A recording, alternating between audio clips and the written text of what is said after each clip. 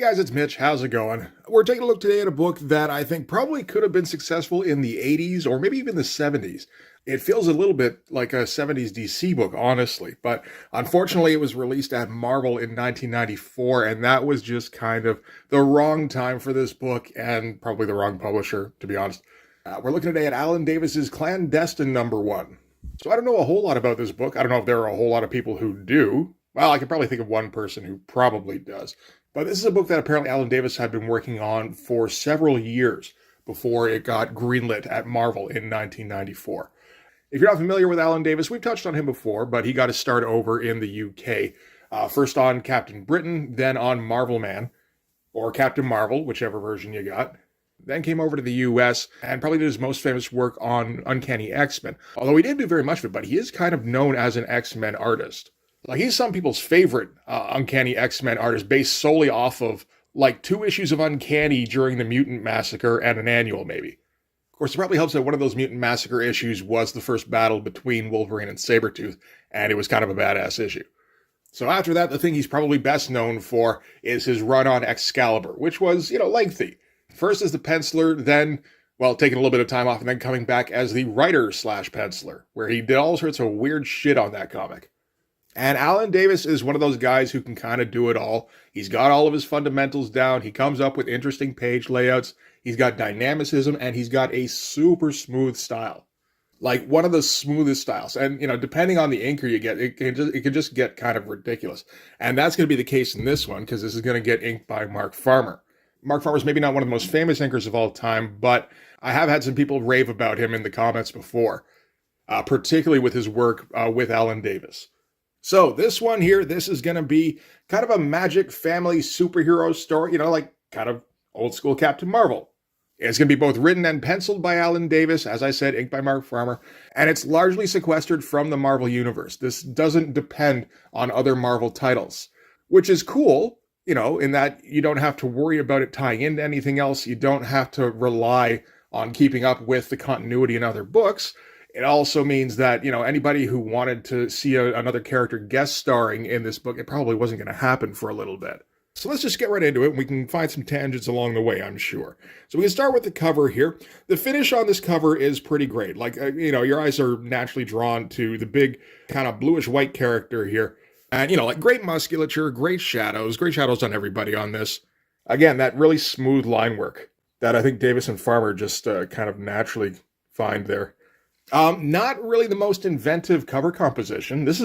I think this is one of the worst cover compositions for this series, really, which is not a long series. I have to guess that part of this is, just based on the packaging, is maybe down to editorial asking for something that will potentially sell. That's Marvel's main focus in 1994, is trying to grab onto the tail end of the early 90s speculation boom. So for a cover, you want something dynamic, where you get cool shots of our characters, and you want to slap some chromium on there somewhere.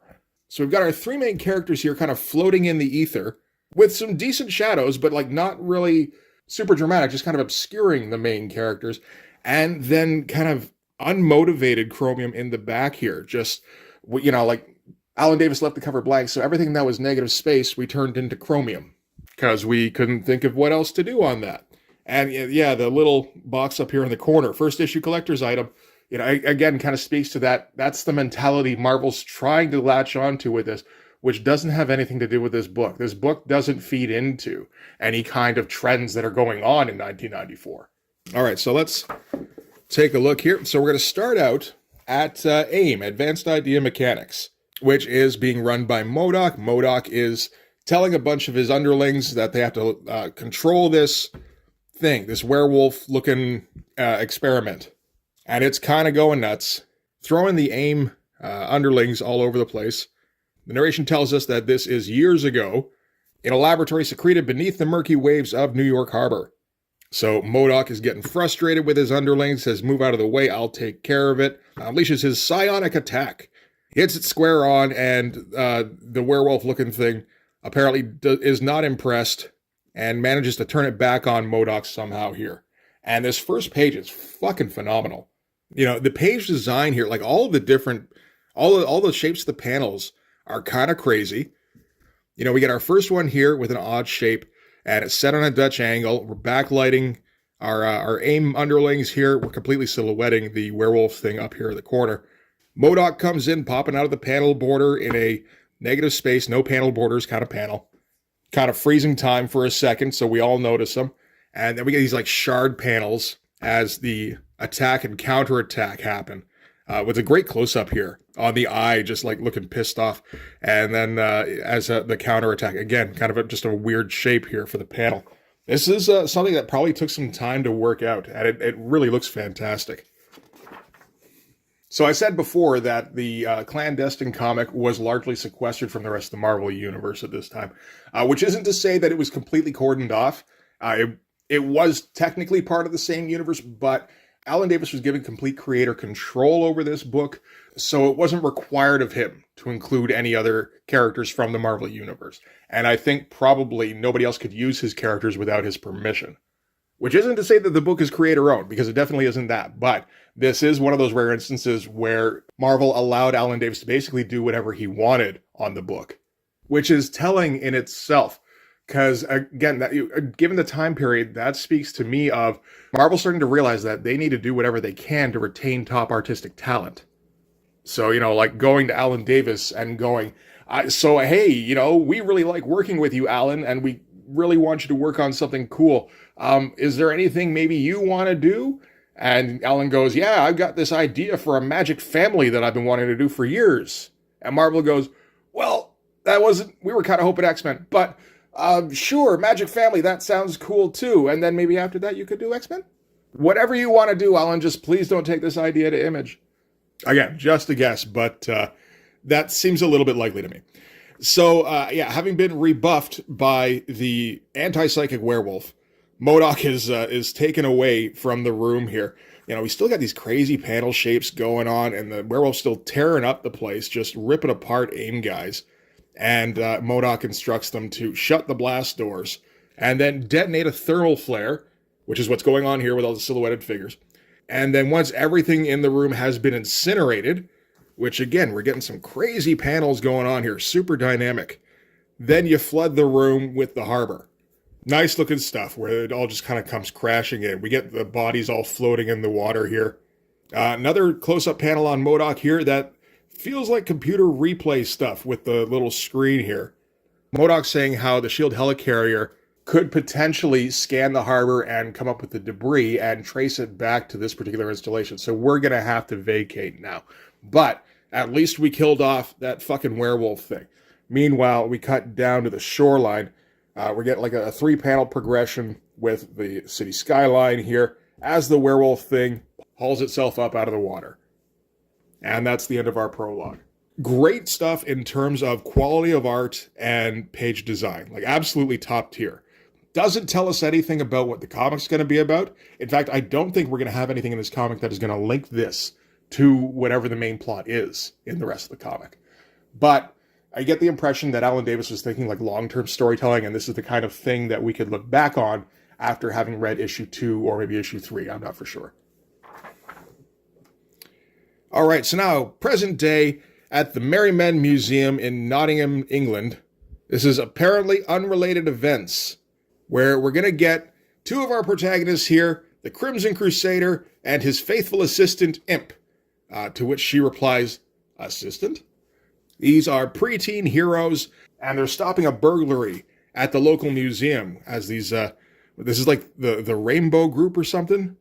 The Rainbow Quartet, that is what they're called. Remember, Alan Davis is writing this. Alan Davis likes to throw in some weird shit. Apparently, they've showed up at the Merry Men Museum to find some Aztec gold. And they're being stopped in their tracks by the Crimson Crusader and his faithful assistant. It's a great opening splash. The angle's great. These can be potentially tough angles probably not for Alan Davis, but, for some of us. Some nice highlighting going on with the skylights. That all looks pretty great, really. That said, this is already looking like some kind of goofy subject matter. And nobody wants goofy in 1994. They want grim and gritty. I don't know if you heard Alan Davis.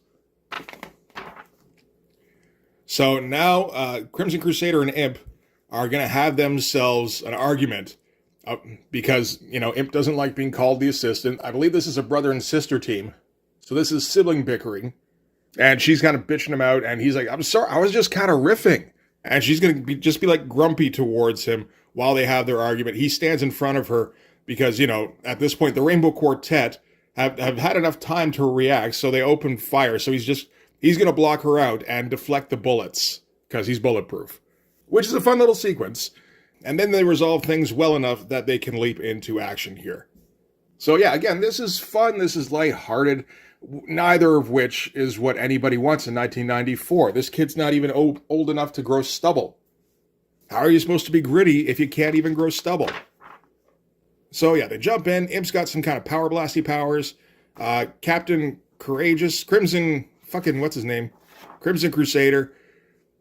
He's got super strength apparently because he crushes the Mach 10 that this one guy's got. And, obviously we've seen that he's invulnerable, or just about anyway, and he can fly. So, essentially kind of a Superman character. And they kind of mop up the floor with these guys fairly easily. And, we're kind of playing around with the depth of the shots here, kind of getting a medium shot, going in for a close-up, zooming out again, zooming further out for when they start to run away, with a nice low angle here on another Dutch angle. Alan Davis really knows what he's doing when it comes to superhero comics. It is kind of rooted in an 80s aesthetic, which is, maybe one of the only drawbacks at this time. If Alan Davis was to do a comic like this these days, I think he would do absolutely fine. The kind of skills he's got, they're kind of timeless, really, except for times when people want super specific things, like 1994. People want big dudes with big guns and a million accessories. They want growled out hard one-liners, and they want lots of punchy pages and shooty pages, regardless of whether or not they fit in context. None of that is going to be in this comic. So, anyway, Crimson Crusader and Imp, they finish off with the Rainbow Quartet fairly easily here. You get the Crimson Crusader just grinning constantly through this, and you get the impression he's just kind of having a blast. Like I said, he's a preteen superhero. They will tell us later on they haven't been doing this for very long, just a few months. And so he's still just having a good time. And probably hasn't seen anything that has been a genuine threat so far. So after they wrap them all up with a fire hose here, Crimson Crusader signs off on a little card here saying to the police with compliments, Crimson Crusader and Imp. And they're going to fly away. So they can both fly okay, yeah. And there is a thing here where Imp says how they just recently discovered that they're mutants, which we're going to touch on later in the issue here. It feels weird, honestly, when she says that. It's like, oh, so this is like an in-universe Marvel book. And like MODOK showed up at the beginning, so I guess that's kind of a clue. But, you forget about it after a bit because it doesn't feel remotely like a Marvel book after that. All right, so from there, we're going to cut to Kay Cera here, fashion designer of the year. We know this because her bow here kind of introduces her to herself. That's nice of him. And then she introduces him to himself back. Because they say, are you not thrilled with your award? And she says, of course, Pascal, male model of the year. I am delighted. This is how people talk to each other. This is how people talk to each other in an Alan Davis book anyway. This is just meant to be like, fun banter between the two. It is also like very functional. So it's like, oh, that was very convenient. Thank you. So anyway, they're celebrating after, fashion awards, I suppose, back at Kay Cera's apartment.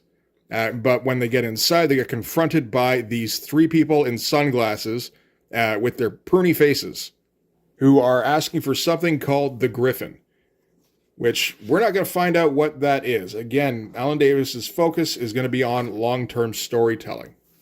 Male model of the year here doesn't like that prune face number one here put his hand on his girlfriend's shoulder, so he's going to act like he's going to get violent, and he gets swatted aside very easily. And then things get a little crazy because, this guy's got super strength. So Kay shows that she also has superpowers. Apparently she's a telepath, we know, because this guy here tells us, he says she's a telepath. And then the other two prune faces here start to morph, where they become more bestial. But, cool shot here that kind of stands out nicely, particularly against the previous panel, where we got an all pink and purple panel here to kind of set things up and build a little bit of tension. And then you get a panel that's almost like opposite colors. And it really stands out and just kind of pops it for you. The only difficulty is that this panel here with the cool colors gets a little bit lost in the shuffle after that. But, you know, since that has some dialogue, at least you have to spend like a second on the page to see what they're talking about. So, the other two start attacking. They've got like stretchy arm shit going on. That's shredding all of her outfit here. She's tossing around her apartment with her psionic powers, I suppose, but she gets a Mr. Fantastic slap right in the face here and knocked out the window, goes flying through the night. Great figure movement on this. I mean, Alan Davis has fantastic figure movement, always. It's always very smooth, and like there's never any stiffness or anything to it. So Kate falls through the air, falls to the ground, and appears to be dead. You know, we get a close-up on her, and her face is all fucked up. They teleport down to her, so apparently we know they can teleport. They check her vitals. She's got all sorts of fractures. Spinal cord severed in 2 places. Lungs and heart punctured. So, and she's dead now. So this doesn't help them in their search for the Griffin, but they notice that she's got this kind of locket on her that looks like a little book. And they are able to open it up. And they say the information inside did not appear in any of the other sources we investigated. That and the fact it was hidden suggests it has value. So they're going to take that with them. Maybe that'll help them find the Griffin, whatever the Griffin is. Meanwhile, first prune face here says the woman's attack has accelerated my cellular decay. So you get the impression that these aren't these people. These aren't their bodies. They're possessing bodies. And the act of possessing the bodies is breaking down the bodies. But it looks as though this particular confrontation has at least resulted in some kind of, positive result. And so, yeah, they teleport out. And we get a last shot of the cat here with some green eyes. And I mean, Kay had a whole bunch of green going on pretty much in every panel here. Even the ones where, you get like an all red background. Kay's always in green. And given that she's a telepath, I wonder if maybe she transferred consciousness into the cat here. That seems possible.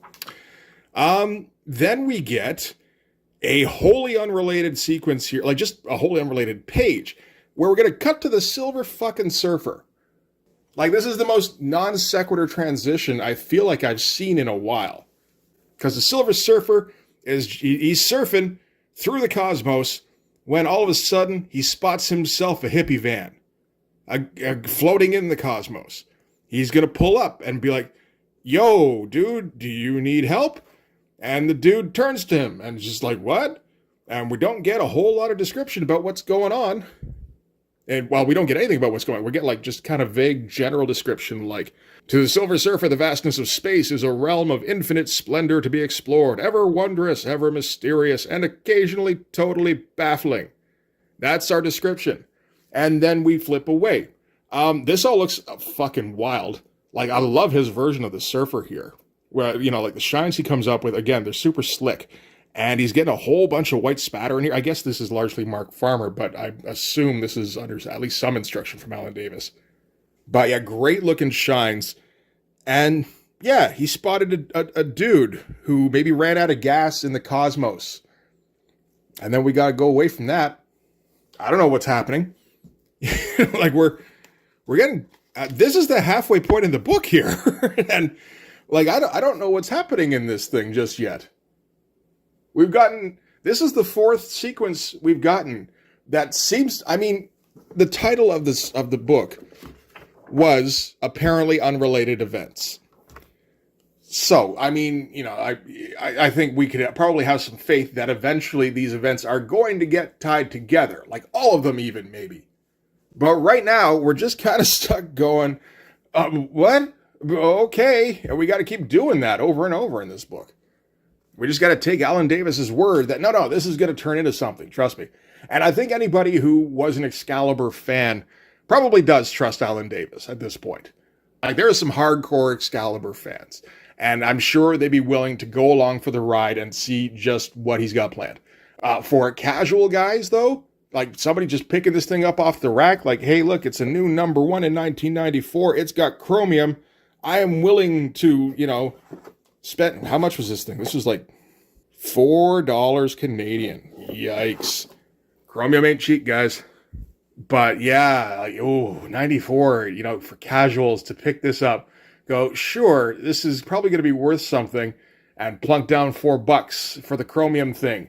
And then they open it up, and like by halfway through the book, I still have no idea what the fuck is going on. Only it features preteen kids somehow. This is not promising, I think, for most people in 94. Maybe even adding to that is the fact that this isn't even Clandestine's first appearance. I think that was in Marvel Comics Presents number 158. They showed up briefly as kind of like a teaser, and I took a quick look through it. It's mostly like a training fight sequence. It looks fantastic, so it's kind of meant to, like, I guess, build up some kind of momentum. What it does do, though, is it makes this, like to a speculative fan in 94, not really worth anything other than the chromium it's printed on. All right, so from here, we're going to cut to unrelated scene number 5 at the mountaintop chalet of Maurice Forte, near St. Moritz, high in the Swiss Alps. Maurice is living the high life, getting hot ladies to serve him champagne. When all of a sudden, 3 people show up. Different 3 people than who we saw, but just from the lighting, we can tell these are the same people inhabiting different bodies. They say right out the gate, we want the Griffin. And Maurice says, I'm sure he wants you too, but he isn't here, so please leave. And the elderly black lady in front leaps forward and grabs him by the throat. So he powers up because, yeah, that seems to be the deal. Whenever these people attack somebody, that person turns out to have powers. And he starts just beating on people with energy stuff. That's it. Okay, sequence 6. I thought that went on longer, sorry. At the 7th Moon Monastery, Nepal, somebody has a vision about claws rending and tearing. This is a monk, I would guess, given that it's at a monastery. This is called deduction. And they say, poor Maurice, as we kind of cut back to his vision. Again, very nice page layout here. This is great looking stuff. But we see the end of the Maurice fight where he gets slashed up and then he's just dead at the end of it. The monks here, they're not sure exactly what just happened. They just know that their elder fell into a trance and started saying some weird shit. They're like, you had a vision, but your words were cryptic. What did you speak of? And he's like, a man, a good man, dead before his time, and I fear only the first of many. And that's it. Sequence 7. All right, so this is where we're going to start actually telling you what's going on in this book. But it's still going to take a little while into this sequence. And I get the feeling like a lot of people didn't make it this far. Or if they did, their like eyes were glazed. I'll say personally, I like this book. And I have faith in Alan Davis that he's going to be able to turn it into something interesting. I just don't think most people would have that kind of faith, though. So now we're cutting to Ravenscroft, a small village north of London, at what I assume is the Ravenscroft estate. No, this is probably the Destin estate. Because this is what this is all about. This is about the family named Destin, or the clan Destin, if you will. We got some dude at a typewriter, and he's typing up trashy romance novels. Apparently he's written a whole bunch of them before, doesn't like how this one is going. When all of a sudden, somebody off in the house screams his name, and he goes running out down the hallway, along the landing. And we get Florence, who is aware that Maurice is dead. And say, okay, this is another person who knows who Maurice is. This is something. He says, are you sure? She says, I saw in my dream. Creatures, Walter. His name is Walter. Not human. Something other. Something ancient. They know about us, Walter. They know. The family is in danger. I don't know why. Their minds are so alien, cold, calculating, remorseless. And then there's a flash as the attackers teleport here. Who knows how they found this place, but apparently they did. And they're done playing around and being nice. They're immediately in like bestial mode, and they grab Florence here and just start demanding the Griffin. Again, great looking panels. Everything's kind of radiating out from the center point here. That's pretty great stuff. And everything kind of works for, like, I don't know, it all just kind of points towards the center as well. So all of a sudden, Crimson Crusader and Imp appear out of nowhere, yelling, leave our Gran alone, and they start smacking things, the bestial things. So we finally had one sequence invade another sequence. It took us until 3/4 through the book. So they appear to take out 2 of the assailants here, but the third one here, the one who has Gran, well, I mean, he only has her for a second because he hucks her at Imp. and sends them crashing into dressers, probably like that. Crimson Crusader runs by to check on them, and monster thing runs up, socks him in the jaw. Nice dynamic stuff. All right, so the only one left now is Walter. Again, the monsters are done fucking around. They lift up Crimson Crusader by his hair, going, "The Griffin, reveal it or die." Walter runs in and starts punching things. And at first you're kind of like, oh no, not the trashy romance guy. He's going to start kicking ass. And, it doesn't seem like a fair fight at first, but then he starts kind of transforming, starts busting out of his shirt, starts throwing the monsters around, and turns into Big Blue Hulk with fire hair. It's like, okay, I guess that's a guy. And as much as I want to like this guy, like, he doesn't have a distinctive look other than being big and blue with fire hair, but that's, I mean, those are weird elements to put together in the first place. So he's a big muscle guy with fire hair who talks like a trashy romance writer, and his name is Walter. This is what we know about this guy. Again, the, like, super slick looking inking, like, everything just looks so fucking good. Like, I want to like this comic a bit more than I do. I like it a bit, but I want to like this comic more. It's just that the start has been very kind of awkward. So Walter here mashes what's left of the monsters, and they just start falling to pieces, which I guess is understandable because I don't think they've changed bodies in a little bit. And just that first confrontation with Kay, when she started doing some psionic blast, that started to break them down a little bit quicker. So, teleporting from Kay to Maurice and getting in like a superpower punch up there, then teleporting directly over here and getting into another superpower, like they're just kind of melting into goo now. So that's when Crimson Crusader and Imp kind of come to, and they realize, and they know Walter, and they're a little shocked to see that Walter is Big Blue Hulk with fire hair. And so they're like, you're a mutant too? And he's like, kinda, no, not really. But before they can get into that, Florence here, or Gran, kind of wakes up for a second, and she knows she's dying. She's like, it's too late for me. Look after the children. Take them to safety. It's too dangerous here. And tells Walter to tell them the truth before passing. So that's what Walter's going to do now. He's gonna fess up. So the deal is that, well, for one thing, they're not mutants. Everybody in their family is superpowered. They all have like different type superpowers. And for another thing, Florence isn't Crimson Crusader and Imp's grandmother. She's actually their sister. And Walter isn't their uncle, which is what they've previously called him, Uncle Walter. He's actually their brother. They're all siblings. They've all got the same parent. They've just got huge gaps in their age because their family has extremely long lifespans. And it's easier, at least to start, to be like, yeah, no, okay, your parents are away or dead or something. I'm happy-go-lucky Uncle Walter, and this is your gran. And then, let them have normal childhoods, somewhat normal without having any parents. And then when they, get older and they probably develop powers, then you let them in on what the deal is. And so that's what he's having to do now.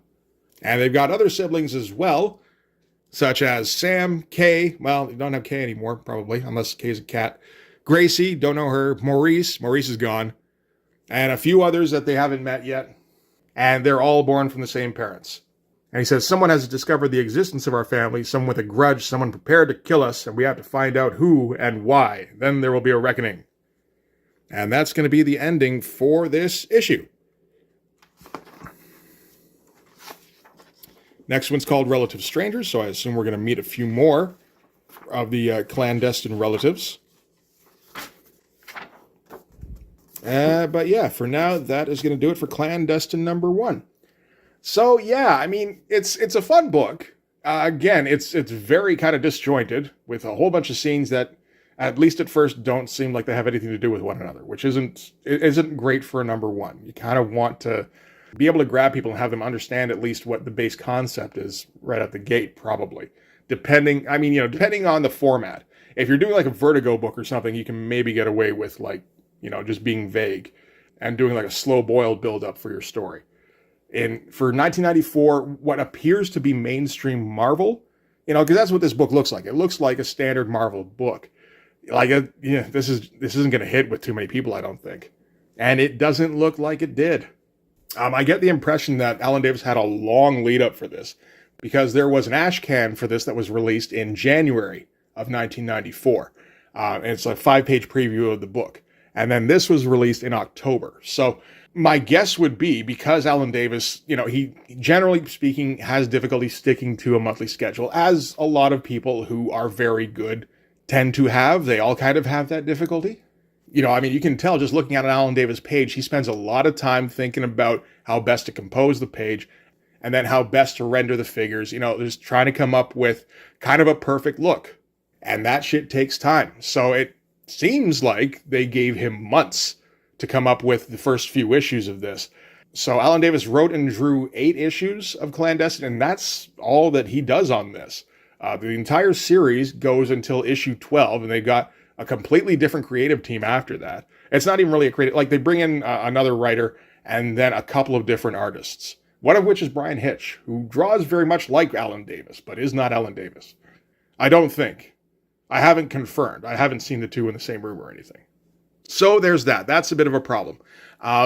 There's also the fact the ash can, there's just no hype for the ash can. It got ordered 179th, I think, for the month. Like ash can, it's not going to be like a huge deal on its own necessarily, but you'd kind of like for it not to have been completely ignored, which it kind of seems like it was. I can't find numbers for the actual release of issue 1 of Clandestine, but issue 4 is down in the 109 slot for most ordered books for its month, which is not a good look. Like, I can see that after 30 issues, if it's not really finding a great audience. But to be at that spot at issue 4, that's a bit of a problem. That says to me this book wasn't really marketed at all. I don't think it was. I don't think there was any hype built up about this, partially because I don't think Marvel knew how to hype it. All the stuff that was working in 1994, and there were, quite a few things that were still working, none of that had anything to do with this book. About all they had was, hey guys, Alan Davis is coming back, but Alan Davis wasn't a big name in 94. I think a lot of people knew he was quality, but it wasn't the kind of quality that would get people excited, I don't think. So they've got an artist that they can't really market. They've got a group that isn't tied to anything else in the Marvel Universe at Alan Davis's request. So they can't even have some super hot guest star pop in to try and juice the numbers. They can't really use any of the usual adjectives like gritty or action-packed, because it's not really that kind of book either. So it seems like they just didn't do much of anything to get the word out, and they just kind of put some chromium paint on this thing, put it on the shelf, and just kind of hope for the best. And the best did not happen. So yeah, that must have been a drag for Alan Davis, because the fact that he just takes off after 8 issues is strange. But if he's been working on this thing for months and months, this is something that it feels like is a little bit of a labor of love. This is going to be a creator-controlled concept. Marvel's going to give him all sorts of leeway. He's been, kind of developing this for a little while. And he's like, I'm going to put together these 8 issues, and this is going to get my name back out there. And, so he spends months drawing this shit and probably gets 4, 5, 6 done by the time he has to hand in issue 1 to get printed up and sent out. So he's probably working on issue 7 when the numbers come back for issue 1, and it's just not selling. Nobody's ordering it. It's oh, fuck. What do you do at that point? It seems like he just kind of, went, oh, you know what? It wasn't worth the effort, and walked away. Again, speculation, but the timeline fits. Which is kind of a shame, because, I'm sure that Alan Davis could have turned this into something interesting. If nothing else, I'm sure those 8 issues look fantastic. This one certainly does, and I love all of the... he's throwing a ton of effort into the page design at the beginning of this. It's just, I don't think Alan Davis's tastes align with the mainstreams in 94. It's kind of a drag. It turned out fine. Alan Davis wouldn't have any problem finding work. He'd go back to working for DC and Marvel shortly after this, so it's not like there was any bad blood by the sound of it. It's just, it's a book that didn't sell. Sorry, man. Can we please retain you for something else? Oh, thank you. So, decent book, wrong place, wrong. But anyway, that is going to do it for this one, guys. Thanks very much for watching. If you like this video, please hit the like button. It helps with all the algorithm stuff. If you want to see more, hit subscribe. And if you really want to help out, in the description is my link tree. You can follow that to my Patreon. Go subscribe there. That gives you access to everything I do. So all sorts of videos, all sorts of Blood Force comics. You can also follow me on Instagram and DM me there for commissions. But yeah, that's going to do it. Thanks again for watching, guys. I'll see you in the next one. Bye-bye.